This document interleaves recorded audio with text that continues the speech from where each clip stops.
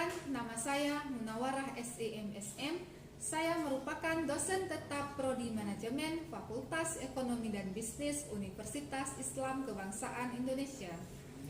Pada kesempatan ini, saya akan memaparkan salah satu mata kuliah yang saya ampu, yaitu analisa laporan keuangan dengan menggunakan metode DIA atau Delivery, Interaction, dan Assessment.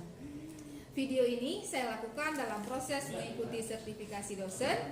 Saya juga akan melakukan penyusunan dokumen pernyataan diri dosen dalam unjuk kerja Tridharma Perguruan Tinggi atau PDD UKT-PT, terutama pada bagian pengajaran.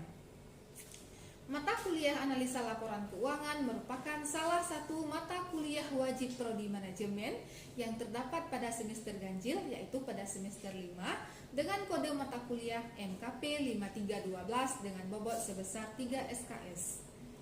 Deskripsi singkat mata kuliah ini adalah memberikan pengetahuan kepada mahasiswa untuk mengembangkan kemampuan teori dan praktik mengenai analisa laporan keuangan dalam proses pengambilan keputusan bisnis melalui analisis dan interpretasi laporan keuangan entitas tersendiri dan konsolidasi.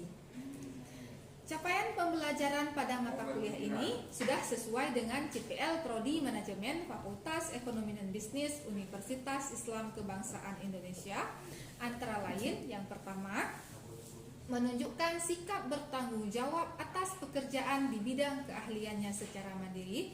Yang kedua, mampu mengambil keputusan secara tepat dalam konteks penyelesaian masalah di bidang keahliannya berdasarkan hasil analisis informasi dan data. Yang ketiga, mampu membuat perencanaan dan pengembangan manajemen keuangan. Dan yang keempat yaitu menguasai konsep teoritis dan praktikal dalam proses pengambilan keputusan secara saintifik. Kemudian selanjutnya, adapun kemampuan akhir yang diharapkan dari setiap pembelajaran pada mata kuliah ini antara lain, yang pertama, mampu menguraikan tentang pentingnya laporan keuangan dan komponen laporan keuangan. Yang kedua, mampu menguraikan tentang pentingnya analisis laporan keuangan. Yang ketiga, mampu menguraikan, menghitung, dan menganalisis sumber dan penggunaan modal kerja. Yang keempat, mampu menguraikan, menghitung, dan menganalisis kredit. Yang kelima, mampu menguraikan, menghitung, dan menganalisis laba kotor.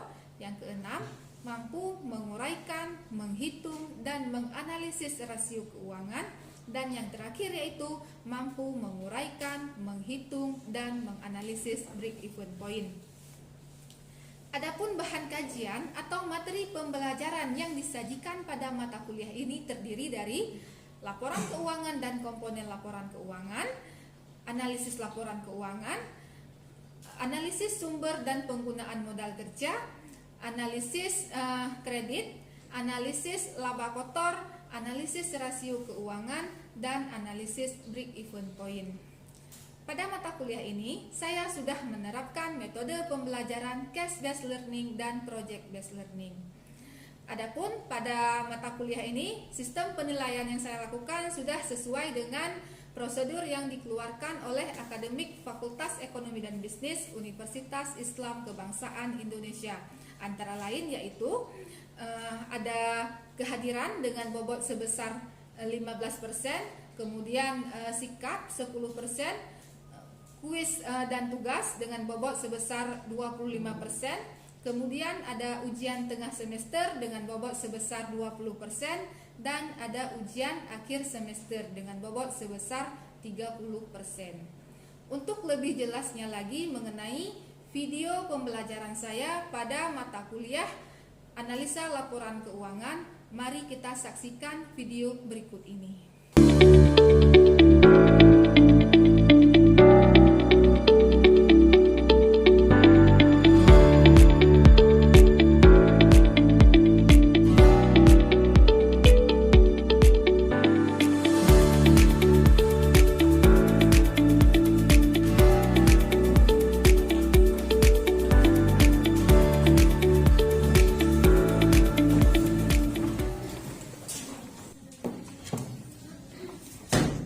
Assalamualaikum. Waalaikumsalam warahmatullahi wabarakatuh. Selamat pagi semuanya. Pagi, Bu. Gimana kabarnya hari ini? Baik. Sudah siap belajar? Siap. Masih semangat? Semangat. Oke, kalau masih semangat, sebelum kita memulai perkuliahan kita, seperti biasa ya, kita berdoa terlebih dahulu ya. Bismillahirrahmanirrahim. Rabbi shrah li sadri wa yassir li amri wahlul 'uqdatam min lisani yafqahu qawli. Terima kasih. Saya akan melakukan absen terlebih dahulu untuk melihat partisipasi kehadiran pada hari ini. Yang pertama, Nur Fazilah, Selvi Tiara, Intan Zuhra, Jihan Fazanuha, kemudian Rizka Fitria, Adinda Nurin Fadila, Zakiatul Fitriah. Baik, sesuai dengan RPS kita, hari ini kita akan membahas mengenai analisis rasio keuangan. Nah, sebelum saya membahas mengenai analisis rasio keuangan, saya akan mereview terlebih dahulu materi kita di minggu lalu. Masih ingat materi kita minggu lalu? Masih. Apa materi kita minggu lalu? Analisis laba kotor. Oke, analisis laba kotor. Kira-kira ada yang masih ingat apa itu analisis laba kotor? Silakan Najwa. Laba kotor yaitu selisih antara pendapatan penjualan bersih dengan harga pokok penjualan. Terima kasih Najwa. Pendapat analisis laba kotor merupakan selisih antara penjualan dengan harga pokok penjualan ya. Pendapatan penjualan dengan harga pokok penjualan. Nah, satu lagi ya. Manfaat dari melakukan analisis laba kotor. Silakan Nola, manfaatnya apa aja? Manfaatnya yang pertama untuk mengetahui penyebab turunnya harga jual. Yang kedua untuk mengetahui penyebabnya naik harga jual. Yang ketiga untuk mengetahui penyebab turunnya harga pokok jualan. Yang keempat untuk mengetahui penyebab naiknya harga pokok penjualan.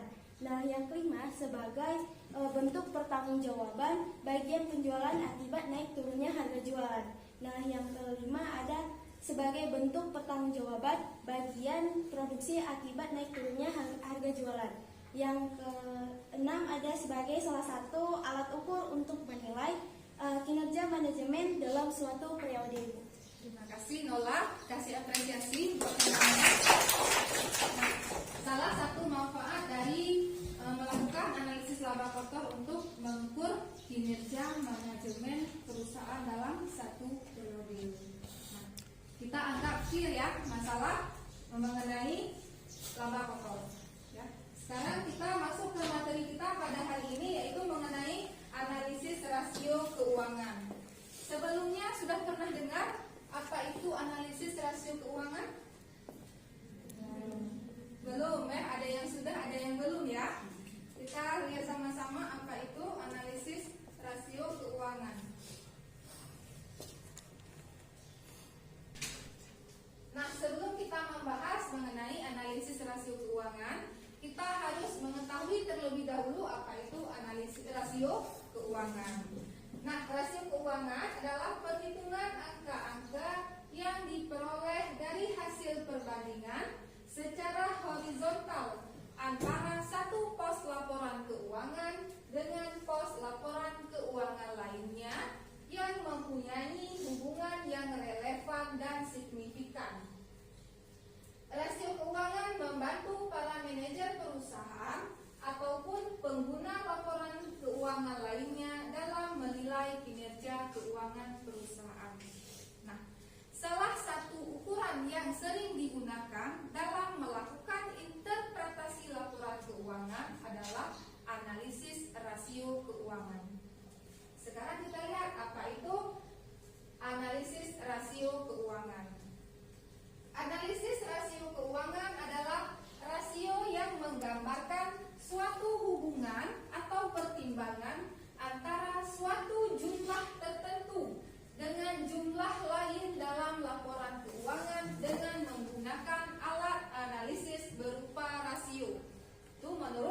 Munawir tahun 2006.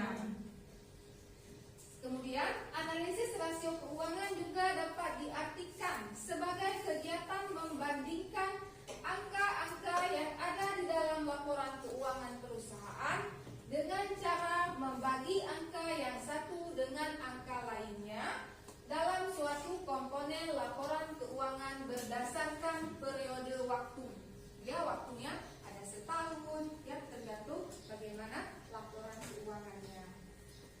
Nah, dari kedua pengertian ini dapat kita simpulkan bahwa analisis rasio keuangan merupakan salah satu alat utama yang digunakan dalam melakukan analisa laporan keuangan dalam mengamati indeks yang berkaitan dengan hasil yang terdapat di dalam laporan keuangan, baik itu di neraca, laporan laba rugi, maupun laporan arus kas, ya, untuk menilai kinerja perusahaan dari sisi finansialnya.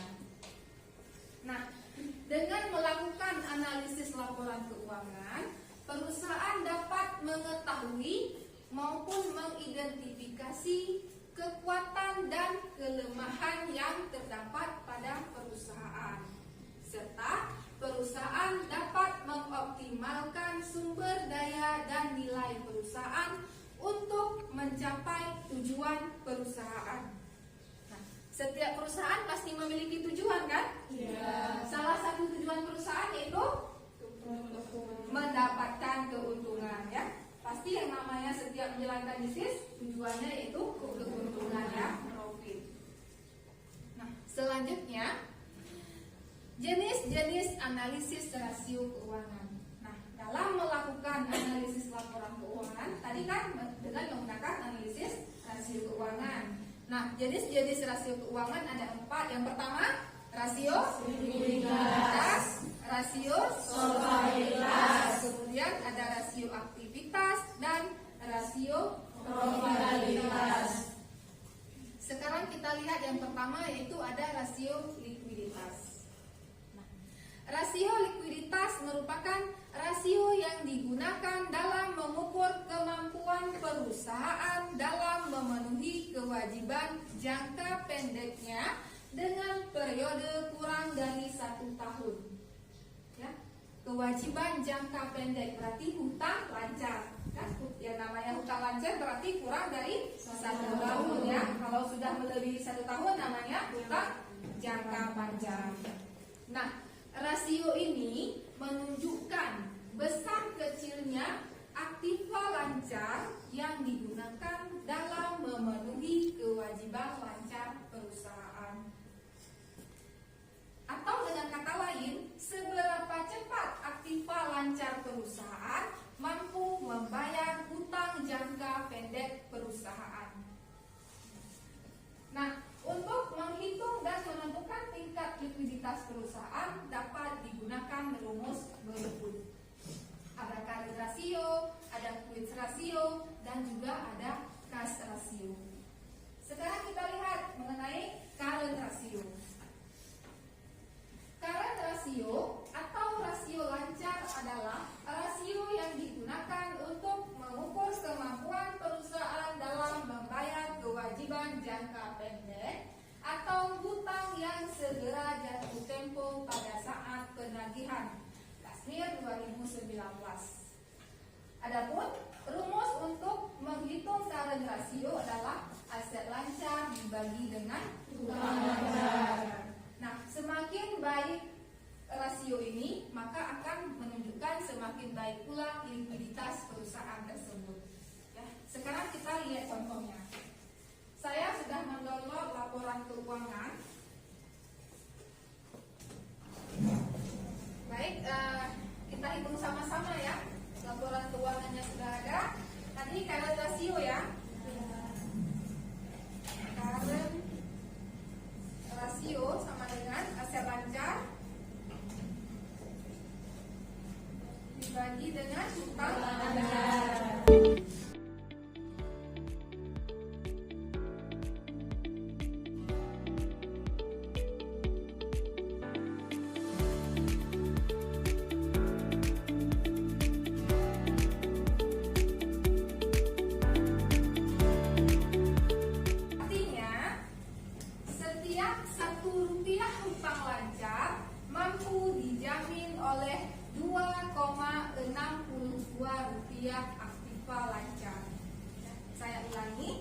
Artinya, setiap Rp1 hutang lancar mampu dijamin oleh Rp2,62 aktiva lancar. Berarti perusahaannya pada tahun 2022 dalam keadaan baik ya, karena Rp1 lebih kecil dari 2,62. Kira-kira ada pertanyaan?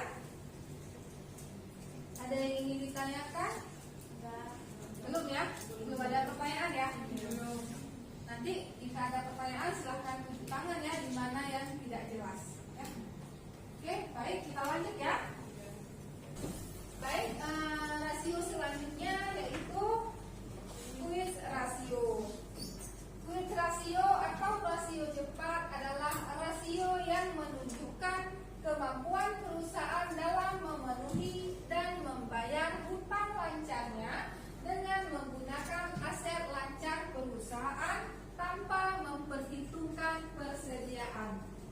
Nah, kenapa tidak memperhitungkan persediaan? Kalau tadi aset lancar langsung dibagi dengan hutang lancar. Kalau ini aset lancar dikurangi dulu dengan persediaan, baru dibagi dengan hutang lancar.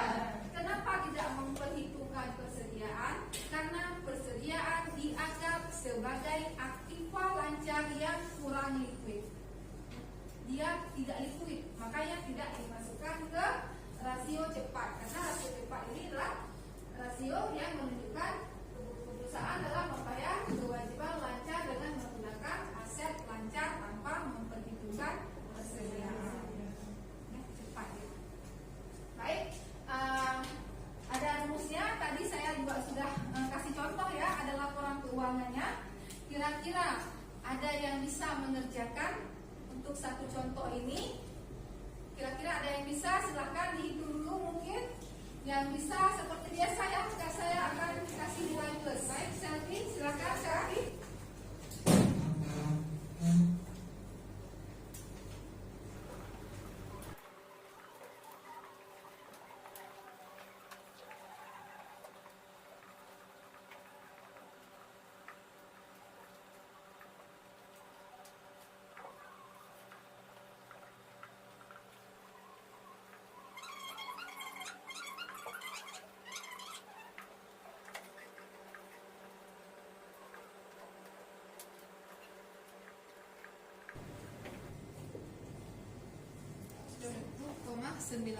ya. Analisisnya gimana? Tahu cara analisisnya? Gimana? Jadi setiap Rp1 hutang lancar itu bisa dijamin oleh 1,93 aktiva lancar yang paling likuid. Yang paling likuid. Terima kasih Selvi, kasih apresiasi.